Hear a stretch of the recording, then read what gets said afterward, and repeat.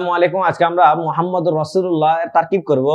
আমরা জানি মুহাম্মাদুন হচ্ছে একজন ব্যক্তির নাম, হযরত মুহাম্মদ সাল্লাল্লাহু আলাইহি সাল্লামের নাম। যদি বাক্যের প্রথমে আলাম আসে কিংবা দমির আসে অথবা আলিফ লাম যুক্ত শব্দ আসে তাহলে এটা মুবতাদা হয়ে যায়।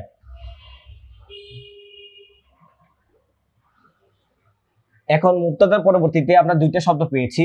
প্রথমটা হচ্ছে নাকারা, দ্বিতীয় শব্দটা মারফা। আমরা জানি এখানে আল্লাহ যে শব্দটা দেওয়া আছে, আল্লাহ হচ্ছে আমাদের সৃষ্টিকর্তার নাম।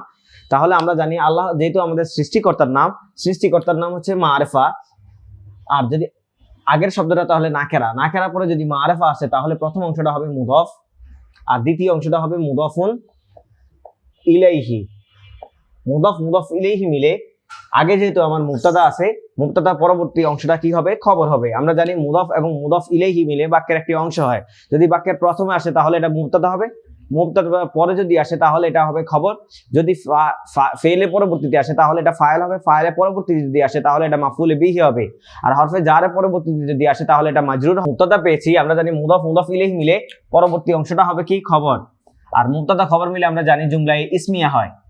যেহেতু এসএমটি এই যে জুমলাটি এসএম দিয়ে শুরু হয়েছে, এই জন্য জুমলায় ইসমিয়া হয়েছে।